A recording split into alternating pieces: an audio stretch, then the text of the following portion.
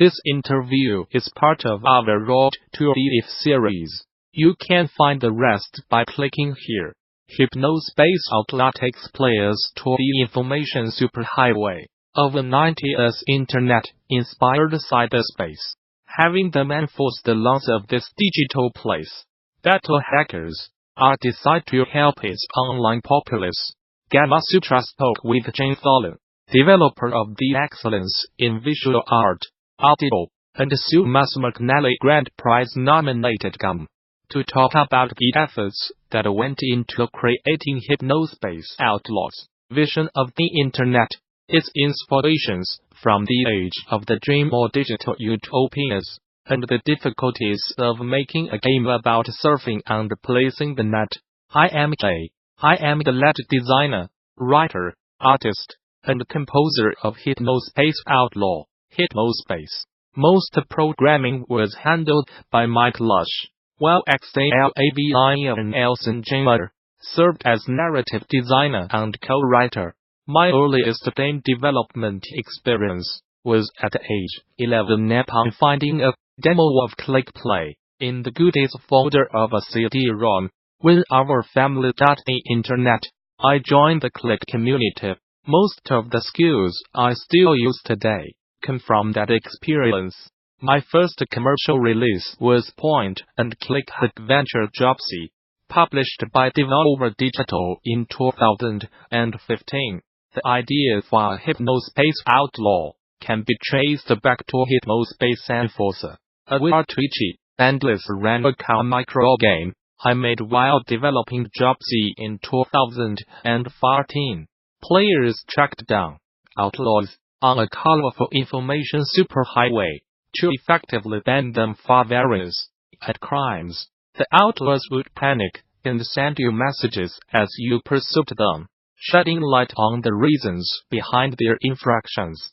Hypnospace Outlaw was initially going to follow that route, with the operating system mined internet bits, acting as glorified level select screens, but we enjoyed the ask bits so much that we decided to focus on those instead. GIFs of the us also gained much more traction when posted to social media. We have used Construct to develop the game and the page builder and tool sequencer tools for it. That which is needed has developed a few extensions for us that allow C2 to do more than it could out of the box.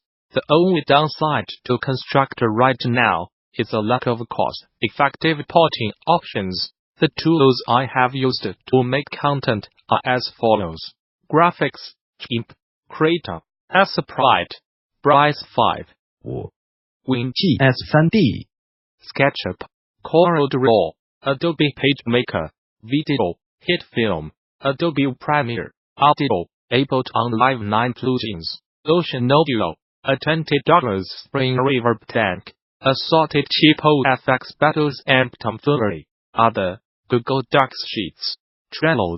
Hypnospace Outlaw is inspired by the impossible dream of virtual utopias connected by information superhighways that the tech.com companies of the mid-late 1990s were using to sell their stuff.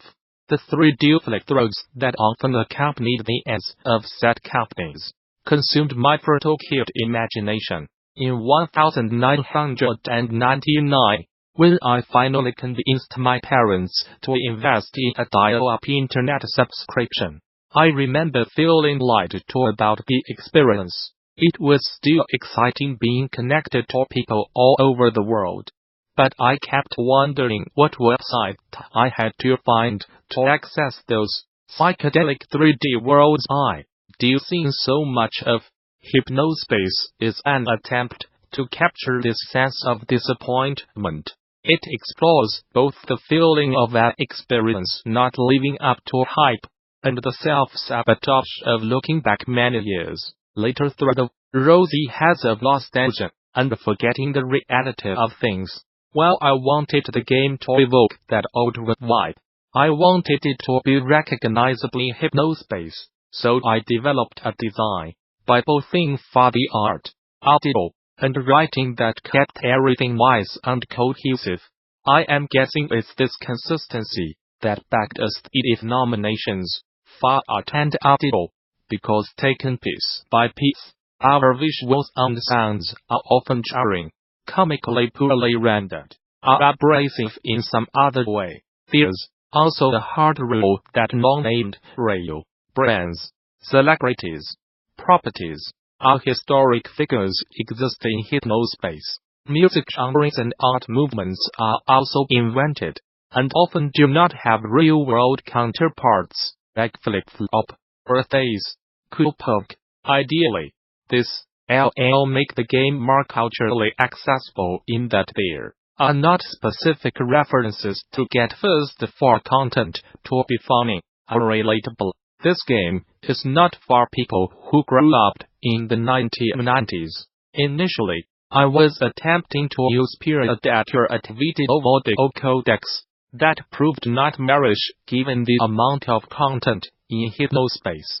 So I developed processes that I could do without opening up Windows 98 virtual machine every time I needed to implement artwork.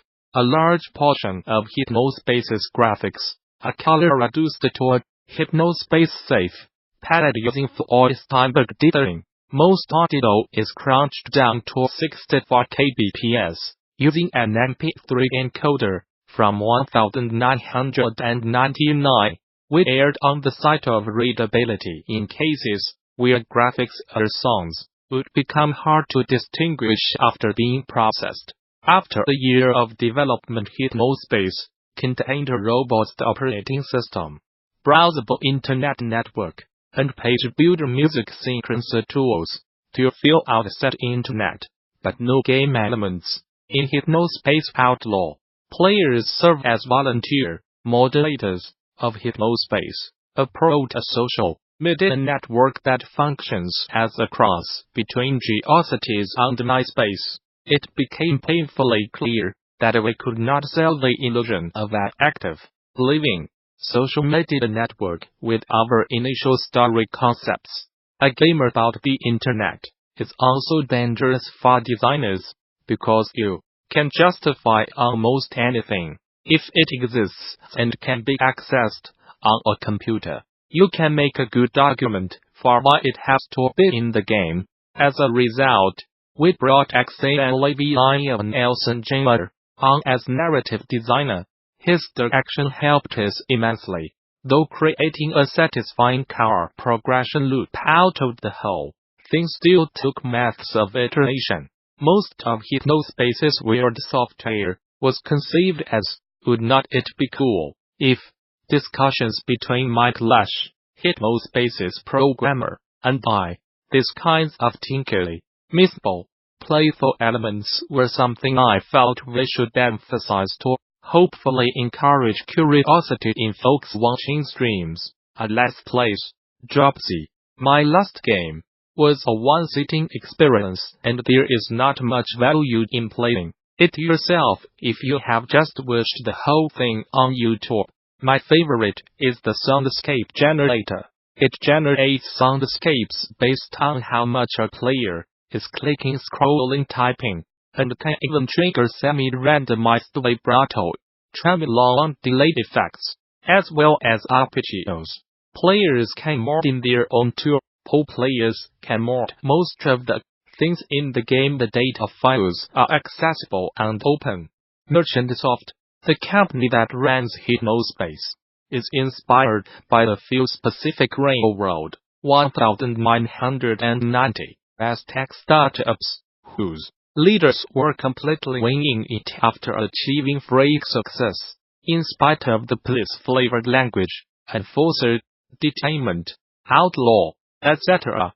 Our intent has been to tell a more mundane and grounded story that steers clear of dystopic and Orwellian themes. The plot that drives players forward culminates in Merchantsoft's big Hypnos Year 2000 update, and how Hypnospace's users react to a code with changes to technology that they have become reliant on. As of December, a new Japanese legal amendment has made it illegal to resell digital game keys without explicit consent from software makers. The new set of rules are part of a revision to the Unfair Competition Prevention Act, which now recognizes data information recorded in electromagnetic record as a target for protection by law.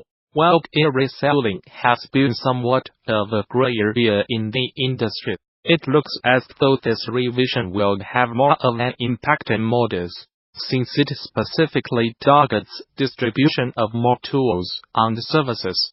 For example, CyberGadget's PlayStation 4 Save Editor is now discontinued on the official site.